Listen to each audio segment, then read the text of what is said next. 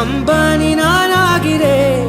இந்த இன்ப மகாராஜ பெற்ற புது ரோஜ எலிசபெத் ராணியின் பேத்தியே. தாயே தாயே மகளன வந்தாய், தந்தை சிந்தை நலமுற வந்தாய். நீயே லோகம் என்று ஆனாய் பெண்ணே, என்னை ஆளும் தெய்வம் நீதான் கண்ணே. பெற்றது நானா இல்லை உன் மகனே நானம்மா. தாயே தாயே மகளன வந்தாய், தந்தை சிந்தை நலமுற வந்தாய்.